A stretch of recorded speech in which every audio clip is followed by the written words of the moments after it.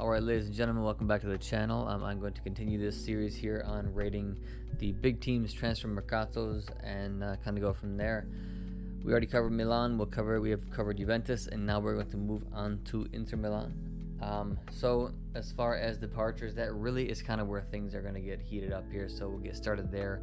I will say I'm not going to talk too much about fees besides just a few of them overall, because Inter is in such a bad financial position as far as their debt goes that as long as they're able to sell people for a ton is really what's going to matter. The rest doesn't really matter.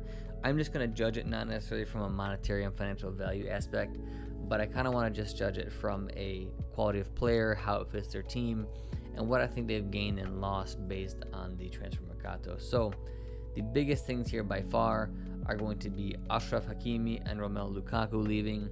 Hakimi came in, did a great job. Right back, obviously more of a right wing back, so definitely he's like the right-sided equivalent of Theo Hernandez, except Hakimi is actually playing, in my opinion, in the right spot for him, a wing back position. So great player, went to PSG. I believe he cost 60 million. They did not want to get rid of him, but they had to.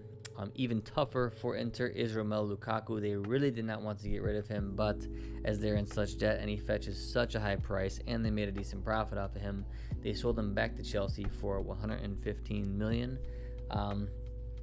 And while that is a hard loss because Lukaku really came into his own, and you've got to give Antonio Conte credit for pulling the best out of this guy and basically taking a career that was headed in the wrong direction, or basically he was just going to be one of those regular strikers who, man, he's got a lot of talent, but never really used it right. So he's a good, solid striker.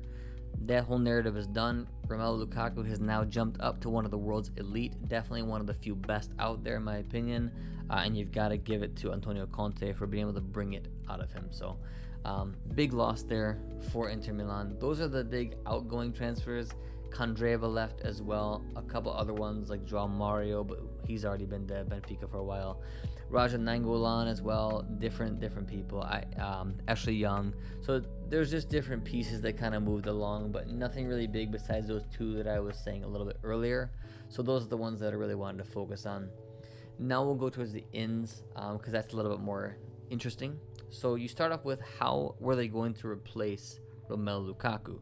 And the answer is, you can't. He just does too much for them with his strength and size, but you can get a player who offers you some of those similar characteristics, but just in a different package, and they did it with Edin Dzeko. This is a perfect signing. Yes, he's a little older.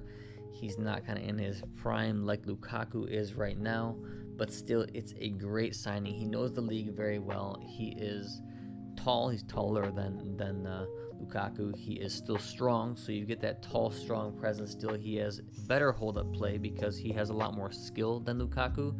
Where you miss out is in the pace. Now, Dzeko is not slow, but Lukaku, for his size, was pretty fast. He's not super fast just in general, but he's quick for his size, and when you got a guy of that size and power coming at you with that speed, it's hard to deal with. Dzeko's not going to give you that. What he's going to give you is better link-up play.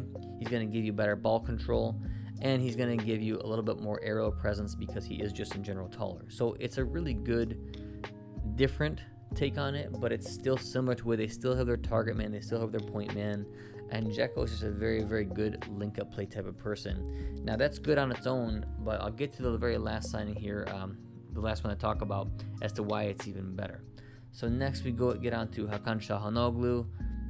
Being a Milan fan in general, I was really glad to see him go. I'm not a big fan of him. I wish we would have re-signed him just to get some money for him, but he's the type of guy who will play about 5 amazing games a year and then have 10 to 20 average games and then 10 to 20 really bad games where you just don't even notice him. That's Hakan. He's going to be inconsistent. That's his main thing. The words I like to use for him all the time is he flatters to deceive. Basically, he's the type of player who you think he's got it all, and then he just doesn't do anything. But here and there, he'll pop up and do an amazing job. So while I think it was a good move for Inter because they got him on a free, I don't think he's going to be amazing. I do think he will have some standout games, but overall, just because it's a free transfer, this is a good move for Inter.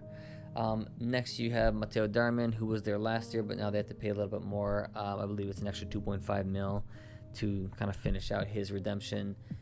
Darmian is a very good player. He's incredibly versatile. He's in his early 30s, so he's still got years to play. He can play right side, left side, center back if you need him to. He can play up the field further. He actually started to come into his own again too, and he scored some crucial goals. He's got a few goals on him. I think this guy is incredibly underrated. He has had a very good career in his kind of early to mid 20s, especially over at Man U. And I think it's a great signing. He's very, very versatile, and he's good at everything that he does, so you're never going to lose anything when you got him out on the pitch. And he's the type of player who is going to be one of those guys who shows up at the end of games and makes some very crucial plays. So I like this, the fact that they kept him, and I really think he's a very, very solid player. Next, you're going to have Denzel Dumfries, who they got from PSV Eindhoven, I believe, for somewhere around $12.5 million. There's going to be an extra fee on there, so I think overall the total is somewhere around 15. This is a good signing. Now, it's a way different player than Ashraf Hakimi. Dumfries has good size, he has good strength, but he's decently fast. He's not a blazer. Like Hakimi is one of the fastest people out there just in general, so you're really not going to get anywhere close to that pace. Dumfries is a different type of player, but he's solid, so I think he's going to be a good signing for them. It's not the same look, so I don't think this is a direct replacement. It's a good choice. So overall, this is a solid signing. It's smart, but you're not going to get anywhere near the same type of a player that you had with Hakimi. Then again, that is pretty rare to find a direct replacement for that. Next, you've got Zinho van Huijsten. This is a defender from Standard Liège. Inter brought him back for 16 mil, but then they loaned him right out to Genoa because they knew he was not going to get any playing time with the starting back three that they have, which is very strong with De Vrij, Skriniar, and Bastoni. And so it's a good move because he's going to get some experience at Genoa, and then hopefully he can come back and make some waves.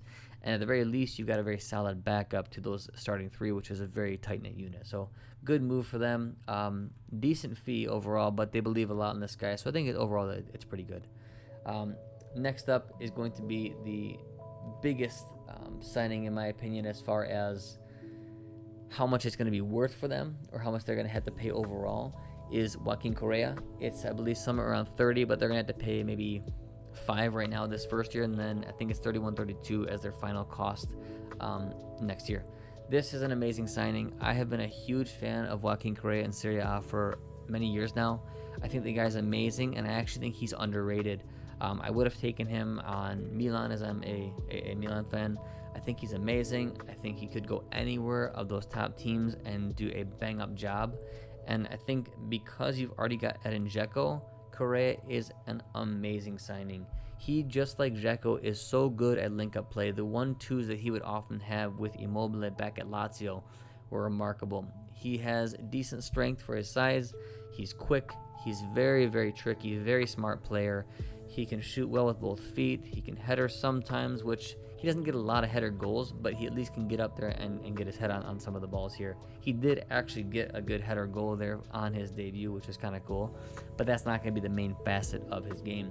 Either way, I'm really high on Correa. I think he's a fantastic player. He's already worked with Simone Inzaghi for years, so now that Inzaghi is over at Inter, it works perfectly.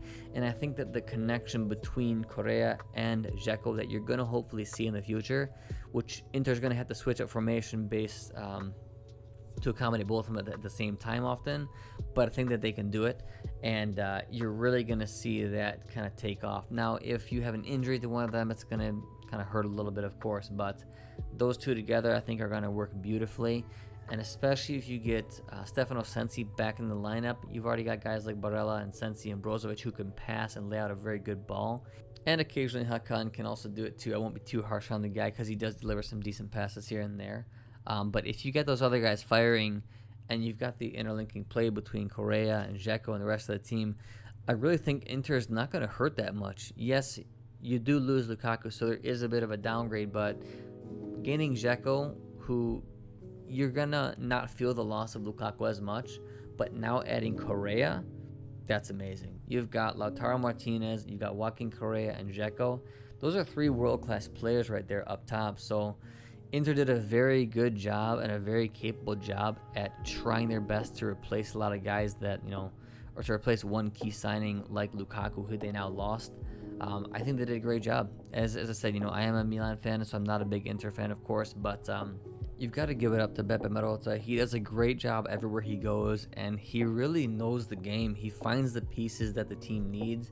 And so overall, I actually think, yes, the departures were very, very harsh, and for that alone, it's difficult. But the way that they replaced them and doing the combination of Dzeko plus Correa and keeping Lautaro, gotta give Inter about a 7 for this Mercato. If they didn't make that last signing of Lautaro, I would have given them like a 5, 4.5, because yes, while Dzeko is a great player, he's not Lukaku. I don't think you can replace him like that. But now adding Correa, you really are going to see a decent mix. And I don't think Inter is going to struggle to score goals. I think they're still going to be a great team, unfortunately for me, but great for Serie A. And for me in general, I do like seeing the Serie A team strong. So I think Inter did a very good job, a very reasonable, very respectable job. Now, the next few years are really going to show, because they're in such big debt. What's going to happen, I don't know. But for right now, at least for this year, player quality-wise, they're going to be just fine. Thank you for watching. I will be back with a few more videos, and then that will end this series. Hope you enjoyed this. Take care, and ciao.